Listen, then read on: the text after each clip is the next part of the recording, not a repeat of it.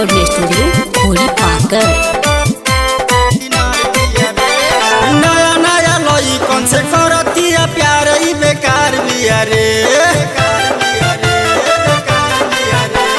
नया नया लई कौन से करतिया प्यार ई बेकार बिया रे।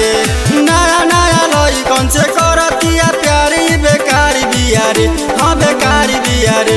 ई तो शुरुए के हिया रे खेला रे पकिया छिनार बिया रे। ई तो शुरुए के हिया रे खेला रे पकिया छिनार बिया रे। नया नया लई कौन से करतिया प्यार ई बेकार बिया रे। नया नया लई कौन से करतिया प्यार ई बेकार बिया रे।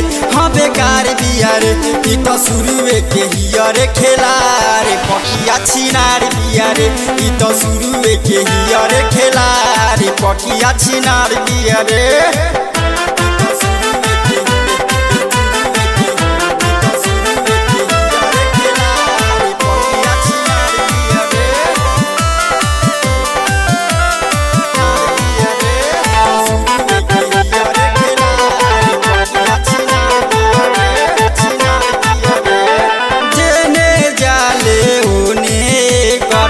बनल बाबा जार रे सीनावा से ओढ़नी तो रखेले उघार रे। जने जाले उने कर बनल बाबा जार रे सीनावा से ओढ़नी तो रखेले उघार रे। छोट चाहे मोट होख नहीं डराले तो घोट जाले रे।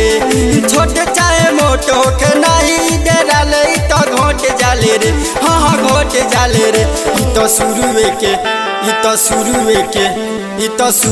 के हिया रे खेला रे पकिया छिनार बिया रे। ई तो शुरुए के हिया रे खेला रे पकिया छिनार बिया रे। जोरे पकिया छिनार होइए गइले ते।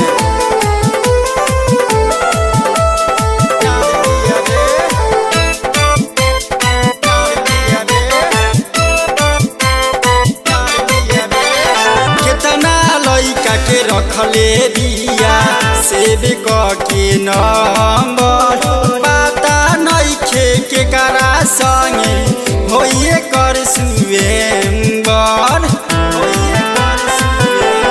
हाँ केतना लइका के रखले बिया सेब के नंबर पता नइखे के करा संगे होइए कर सुएंबर। अशोक राजा संग लेले बड़ी मजा भरपूर बिया रे। अशोक राजा संग लेले बड़ी मजा भरपूर बिया रे। भरपूर बिया रे। ई तो शुरुए के हिया रे खेला रे पकिया छिनार बिया रे। ई तो शुरुए के हिया रे खेला रे पकिया छिनार बिया रे। जो साफा जियाने करवा ले।